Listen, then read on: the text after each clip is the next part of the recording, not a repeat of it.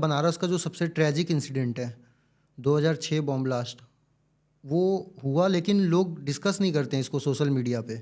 मैं आपसे जानना चाहूँगा कि एक स्पॉट उसमें से संकट मोचन मंदिर भी रहा है।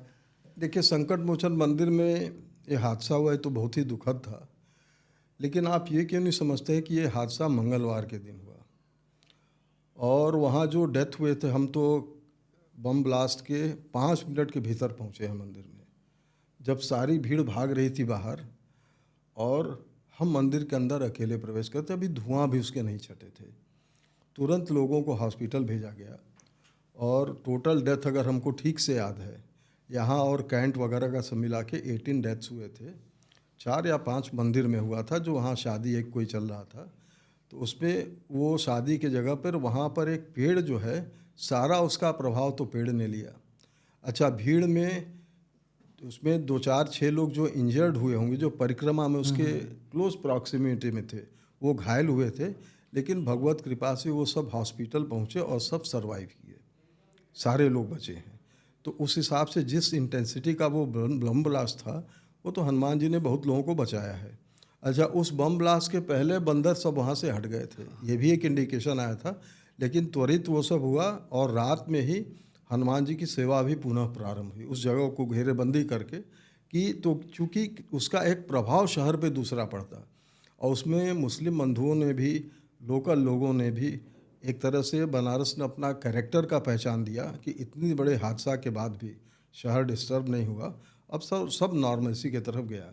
तो ये अनफॉर्चुनेट इंसिडेंट है, लेकिन मंदिर में हुआ, लेकिन हनुमान जी के प्रभाव से उसके मिनिमम इफ़ेक्ट हुए और तभी से, जैसे मंदिर में तो पहले फ्री पास था, लोग वैसे जाते आते थे और लोगों का उसमें एक सबसे बड़ी जो मंदिर की बात है, उसमें हर दर्शनार्थी को लगता है कि ये हमारा स्थान है। तो उसको मतलब ये मंदिर का एक कनेक्ट है जो मंदिर ने डेवलप किया है लोगों के साथ, इसीलिए उस मंदिर से लोग बहुत प्रेम करते हैं। कोई बंदिश नहीं है आपको, आप वहाँ रुपया चढ़ाएं न चढ़ाएं, आप प्रसाद चढ़ाएं न चढ़ाएं, आप अगर केवल दर्शन करना अगर चाहते हैं तो आप दर्शन करिए और मंदिर आपके और हनुमान जी के बीच कभी हर्डल नहीं बनेगा। हम लोग का यही काम है कि सुगमता से जो दर्शनार्थी आवें, हनुमान जी महाराज का दर्शन करें, उनको जो याचना करना हो, जो मांगना हो, वो भगवान से मांगे। और मंदिर वहाँ कोई इस तरह की फ़ीस वगैरह चार्ज नहीं करता है, तो एक यूज़र फ्रेंडली सिस्टम है, ये हमारा क्रिएट किया हुआ नहीं है, एक परंपराओं से चला आ रहा है और हम लोग उसको मेंटेन रखते हैं। तो ये मंदिर का एक अपनी बात होनी चाहिए और हर मंदिरों में तो हम कहते हैं कि अगर कोई उदास मन से मंदिर में घुसे, प्रवेश करे, तो वो खुश होकर मंदिर से बाहर निकले, तब तो मंदिर की ब्यूटी है। लोग अपने धर्म से, अपने भगवान से ऐसे ही आस्था उनके में बनी रहेगी, तो मंदिर को भी आचरण उन्हीं के अनुरूप करना चाहिए, ताकि लोगों को लगे कि हम आते हैं यहाँ पे सिक्योर्ड रहेंगे, हम सुरक्षित रहेंगे, हमारी मनोकामना भी पूरी होगी। तो एक एम्बियंस ये क्रिएट करने से होता है और ये हम समझते बिना हनुमान जी महाराज की कृपा किए नहीं हो सकता है। तो बॉम्ब ब्लास्ट हुआ, लोग आए होंगे, गवर्नमेंट ऑर्गेनाइजेशंस ने कितनी हेल्प की थी?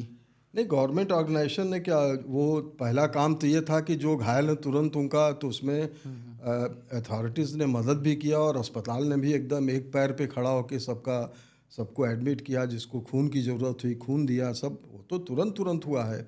मामला तब बिगड़ता है जब आप उसको केयर ना करें और उसके बाद शहर में उससे उसको लेके तनाव और दूसरे ढंग की हिंसक वारदातें शुरू हो जाएं।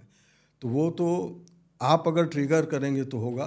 तो सबकी निगाहें मंदिर अथॉरिटीज़ पे थी कि मंदिर के लोग क्या कर रहे हैं, तो मंदिर ने तो हमेशा अपने उसके नॉर्मलसी में उसको लाने का प्रयास किया और वो उस रात में जो घटना हुआ शाम को, और अगले दिन से फिर नॉर्मल वातावरण बना। तो ये भी एक बहुत बड़ी चीज़ है। आपको उसके बाद फिर कैंट पे भी बम ब्लास्ट हुआ था, जहाँ पर हमारे ख्याल से 13 या 14 लोगों का डेथ हुआ था। तो बड़ा घटना था। उसमें एक गधौलिया पर भी एक वो मिला था जो अभी फट नहीं पाया था, लेकिन पुलिस ने रिकवर किया था। तो अथॉरिटीज़ तो समय समय पर मेहनत करती हैं और हमको लगता है कि लोगों को भी अथॉरिटीज़ को मदद करना चाहिए, ताकि ऐसे अनवांटेड सिचुएशन में उसको ठीक से मैनेज किया जा सके। तो मंदिर में ये जानना चाहिए, मंदिर में कभी वीआईपी दर्शन हमने नहीं देखा। नहीं, मंदिर में वीआईपी दर्शन देखा नहीं है, लेकिन ये ज़रूर है कि कुछ अधिकारी लोग या बड़े लोग आते हैं जिनके पास समय की वो सीमाएं होती हैं, तो उनके लिए अलग से हम लोग कुछ अरेंज कर देते हैं कि वो लोग अपना दर्शन करके सुगमता से जा सकें, उनको दिक्कत नहीं हो। लेकिन हमारे यहाँ कोई वीआईपी कल्चर नहीं है कि आप पैसा दीजिए तो आपको पहले आपके लिए व्यवस्था वो किया जाएगा। कोई जैसे अगर कोई अस्वस्थ भी है, बूढ़ा व्यक्ति है, तो उसको हम लोग टॉप प्रायोरिटी पे करके हनुमान जी का दर्शन कराने का ज़रूर प्रयास करते हैं। लेकिन वीआईपी कल्चर हमारे यहाँ नहीं है। वहाँ कोई किसी से ये नहीं पूछ सकता है आप किस जाति के हो, कि किस बिरादरी को हो। अगर वो मंदिर में आता है तो ये पक्का जानिए कि उसका हनुमान जी के प्रति पूरा समर्पण है और मंदिर को भी उसका रेस्पेक्ट करना चाहिए। इसी भावना से हम लोग हैंडल करते हैं लोगों को। तो हनुमान जी की आप फ़ोटो भी नहीं लेने देते? नहीं, हनुमान जी का फ़ोटो लेने के बाद देखिए, हनुमान जी का फ़ोटो एक नहीं 1000 लीजिए, लेकिन जो फ़ोटो का फिर जो दुरुपयोग होता है कि आप प्रिंट जैसे अगर कर लिया हनुमान जी का फ़ोटो, फिर वो सड़क पे मिले, लोगों के पैर में लगे और कोई कारण नहीं है कि उसका दुरुपयोग नहीं है, वो फिर दोष हम लोगों को भी लगता है कि हनुमान जी का फ़ोटो तो चला गया, अखबार में छप भी गया, उसके बाद अखबार की क्या गति होती है तो आप देखिए। और उसमें कोई ऐसा वो नहीं है कि हम लोग चाहते हैं कि उसका दुरुपयोग ना हो पाए, तो इसीलिए बचाते हैं कि विग्रह का फ़ोटो मैं भी नहीं रखता हूँ। हम तो जब चाहें फ़ोटो ले लें, जो करें वो करें, लेकिन मैं अवॉइड, हमारे कैमरे में आप फ़ोन में भी देखें, कभी हनुमान जी महाराज का फ़ोटो हम नहीं ले सकते हैं। लोग ले भी लिए हैं, लेकिन मैं उसको शेयर नहीं कर सकता हूँ। तो एक है मान्यता, तो हमको समझते हैं कि किसी भी स्थान पर अगर कुछ नियम है तो वो कुछ सोच के बना है, किसी और कोई और उसका कारण नहीं है, तो उसको लोगों को भी रेस्पेक्ट करना चाहिए। आशा करते हैं आपको ये शॉर्ट क्लिप हमारे पॉडकास्ट से काफ़ी अच्छी लगी होगी। ऐसे ही और पॉडकास्ट को देखने के लिए हमारे चैनल देखो सब भारत को सब्सक्राइब करें। धन्यवाद।